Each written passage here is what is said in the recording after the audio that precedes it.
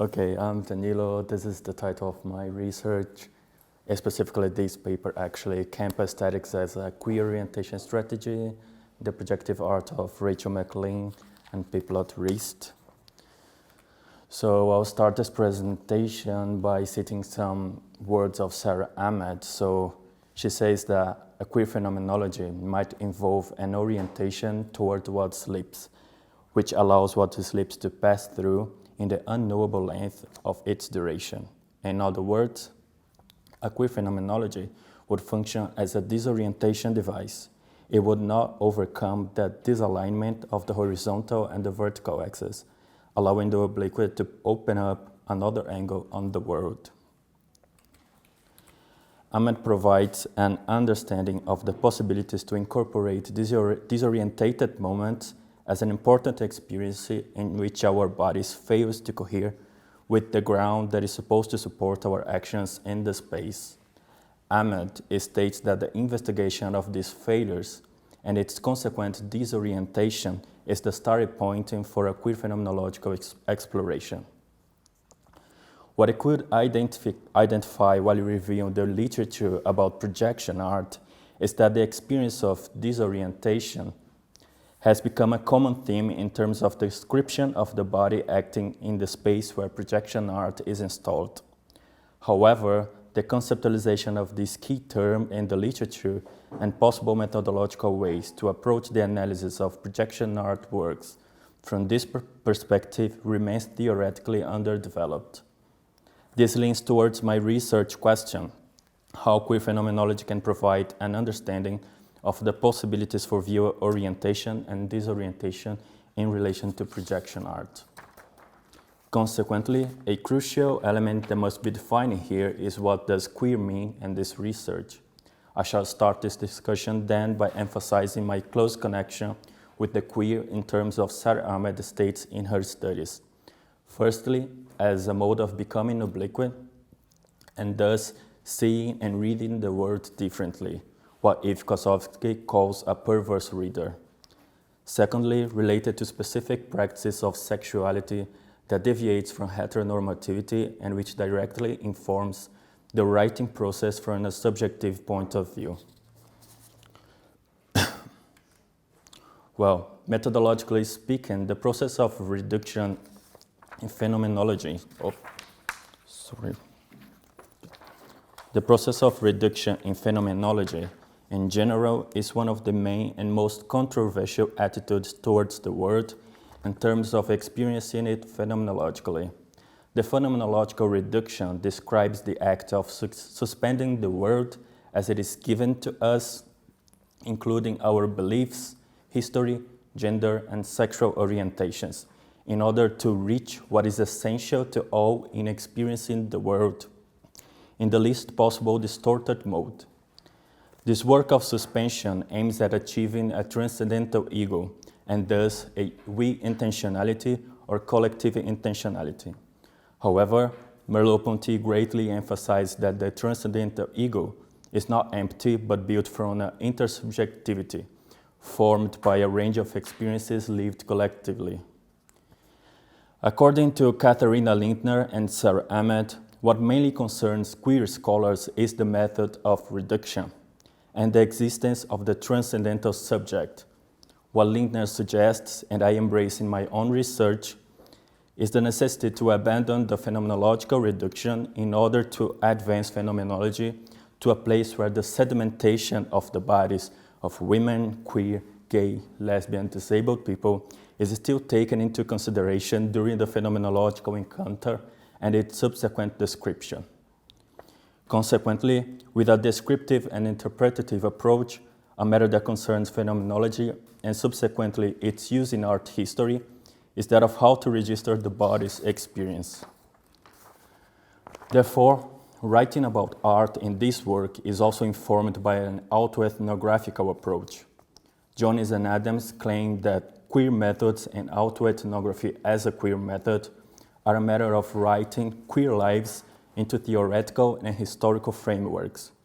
The most important aspect of autoethnography that informs my research is the fact that the author elucidates the process to write the self in the culture as a mode of challenging what counts as valuable or not in academic research, aiming at a research, just as phenomenology proclaims. Therefore, conducting research from a queer, autoethnographic, phenomenological perspective is to take the self-narration of spatial experiences as fundamental to materialize, communicate, and intervene socially through the exercise of writing about art.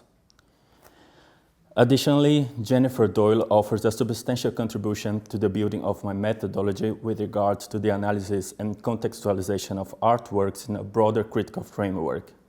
In Queer Wallpaper, Doyle posits that queering art history is important in order to advance the discipline beyond the manifestation of connoisseurship and expertise, and highlight the relationship between ourselves and objects that we can reach, usually materializing a queer approach by injecting a personal or anecdotal voice into scholarly writing.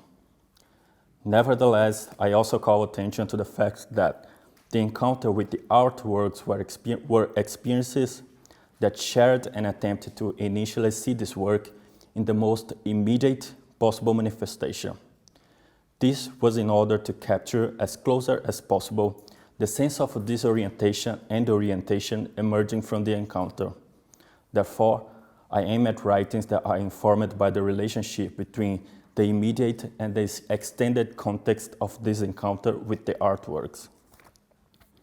Instead of attempting to interpretatively unfold the hidden, mysterious, or difficult layers of meanings that a text can have, Heather Love proposes a detextualization, where actions of observation and description play a crucial role in capturing immediate and fugacious moments. Love's work in theme description is aimed at giving importance in literary criticism to aspects that can usually sound obvious and recurrent in experiences that analyze texts, but they are not frequently addressed in the final representative text. However, as stated by Love, theme description is not necessarily an exclusion of interpretation or elements such as affect, history, or intention, but an inclusion of observational description as an important constituent of this phenomenon. In the case of this work, I aim to explore observation and description as a tool for self-narration that can lead later on to interpretative statements highly informed by this primary and immediate contact with the chosen artwork. Theme description and its immediacy aims as explored by Heather Love can be even recalled by Susan Sontag's canonical text and Notes on Camp, where the author states that to snare a sensibility in words, the camp sensibility in this case, especially one that is alive and powerful, one must be tentative and nimble, which means that only fragments are possible to be captured, just as the moments of disorientation described by Sarah Ahmed. Furthermore, Sontag also describes camp as emphasizing texture, sensual surface, and style at the expense of content, which could mean a way to a depoliticized or at least apolitical approach, as content is not prioritized. Another characteristic which Sontag describes the camp is the exaggeration, extravagance, being as playing a role, and a taste for the picturesque and the artificial. Beyond that, and importantly, camp is described as mode of enjoyment, of appreciation, and not judgment. This also reflects a love for the banal. The camp is also about using humor, irony, and parody in order to address and challenging contemporary moralities. Contemporary scholars such as Jody Taylor and Catherine Horn recall the idea of camp as an important source for investigating the role of sexuality in culture. Jody Taylor understands camp aesthetic as a performative critique of social normativity and a political praxis, contradicting the apolitical characteristics indicated by Susan Sontag. According to Taylor, camp offers a commentary on gender construction, performance, and enactment, thus situating camp within a queer rather than exclusively gay male discourse. Taylor advanced this idea by insisting that camp works as a non-violent form of social protest, one which must be understood as a mode of performing the queer through playful irreverence. Alongside this approach, Catherine Horn understands camp as a parodic device that uses irony, exaggeration, theatricality, incongruity, and humor to question the pretext's status as original or natural. Therefore, camp is named by Catherine Horn as a detached attachment due to its relational characteristics such as critique and pleasure, distance and effect, subversive and dismantling, and creative and encouraging. Hence, what I have been trying to elaborate in this research is the fact that works of artists such as Rachel Mclean and Pipilotti Rist largely used characteristics of a camp aesthetic with a maximalist approach regarding elements such as color and the lightning potential of projective technology. This is all in order to produce environments where the sense of orientation and therefore disorientated moments are created, also making the excess of the banal a serious critique. Pipilotti Rist and Rachel Mclean offer experiences in which queer is performed via camp aesthetics. So, my first encounter with the work Spite Your Face by Rachel Mclean was only 2 months after arriving in Glasgow in order to conduct my PhD. A sense of strangeness was already part of my body even before I could see the work. When I first faced the gallery's entrance with a glamorous gold curtain, which I should trespass in order to enter the exhibition space, that strangeness turned into an out-of-place sensation. After the gold curtain, a strong source of light dominates the space with a projection on a large vertical surface. Whilst my eyes try to get used to the transition between different sources of light from the outside and the inside, the large vertical projection also creates on my body a sense of dominance.